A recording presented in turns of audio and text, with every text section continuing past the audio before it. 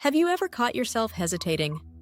Not because you didn't know what to do, but because fear was whispering in your ear? That quiet voice that says, "What if you fail?" Or, "What will people think?"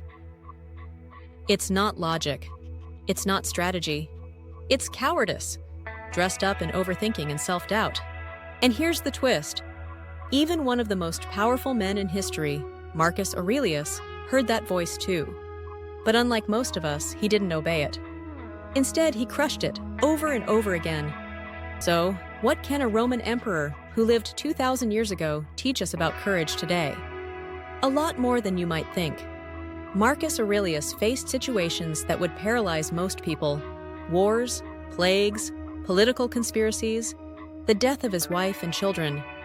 And yet, in the middle of all that chaos, he kept a private journal, a quiet place where he trained his mind for resilience. Today, we know it as Meditations. It's not a self-help book. It wasn't even meant to be published.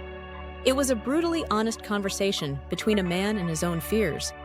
And from that journal, 5 powerful principles emerge, each one meant to silence the coward within. Principle 1, look for solutions, not someone to blame.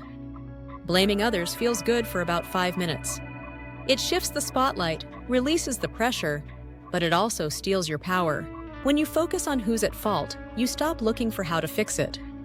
Marcus wrote, "Blame no one. Set people straight if you can. If not, repair the damage." And suppose you can't do that either. Then where does blaming people get you? In short, move forward. Martin Luther King Jr. embodied this. He didn't point fingers at every white American during the civil rights movement. He said, "Many people are taught to hate us. They are not totally responsible." That's not weakness. That's strategic compassion. Blame makes you a victim. Solutions make you a leader. Principle 2, don't second-guess yourself to death. Thinking is good. Planning is smart. But too much of both will trap you in a mental fog. There's a poem called The Centipede's Dilemma, where a centipede forgets how to walk after thinking too hard about coordinating its legs. That's what overthinking does. It disconnects you from instinct and momentum. Marcus warned against this. He said to focus only on what's in front of you, with seriousness and intention, free from distractions and emotional noise. Once you've reflected, act. Courage lives in action, not in your 10th pros and cons list. Principle 3, find the beauty in your mistakes. Fear of failure is the coward's favorite excuse. But what if failure isn't something to hide? What if it's where the real growth happens? The Japanese art of kintsugi repairs broken pottery with gold, turning cracks into beautiful lines of strength. Mistakes, Marcus believed, are simply opportunities to be corrected. "If anyone can refute me," he wrote, "I'll gladly change. It's the truth I'm after." The only real danger isn't messing up. It's refusing to learn, hiding behind pride, or pretending you've never been wrong. Every scar is a story, and every story has value, if you're willing to see it. Principle 4, humble yourself or stay a coward. Pride is cowardice in disguise. Take the story of the emperor's new clothes. A prideful ruler so afraid of looking foolish, he parades around naked, convinced he's wearing a magical outfit only the wise can see. Everyone plays along, until a child points and laughs. Pride made that emperor a fool. Humility would have saved him. Marcus reminded himself often, how tiny your share of matter, how brief your time, how small a role you play in fate.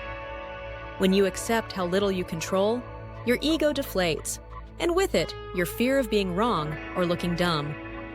Humility sets you free to act without needing applause or permission. Principle 5, do your best and trust the rest. Sometimes courage doesn't come from confidence, but from faith. In 2008, Starbucks was on the brink of collapse. Former CEO Howard Schultz returned to lead the company through uncertainty. His decisions went against reason, advice, and even logic. But he had a deep belief that they were right. "We refuse to be bystanders," he said, "even if we don't know exactly where our actions will lead." That's what Marcus meant when he said, "Do what is yours to do and trust that all is for the best." You won't always know the outcome, But courage is doing your part anyway and letting go of the rest. So let's recap the 5 principles Marcus Aurelius lived by to crush his inner coward.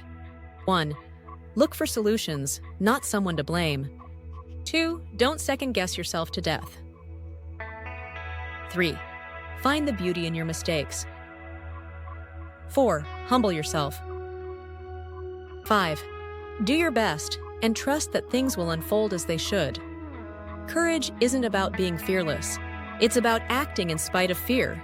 And your biggest enemy in this fight? It's not failure. It's not rejection. It's that quiet, invisible force that keeps you frozen, the inner coward. But now, you've got the tools to fight back. Use them, live them.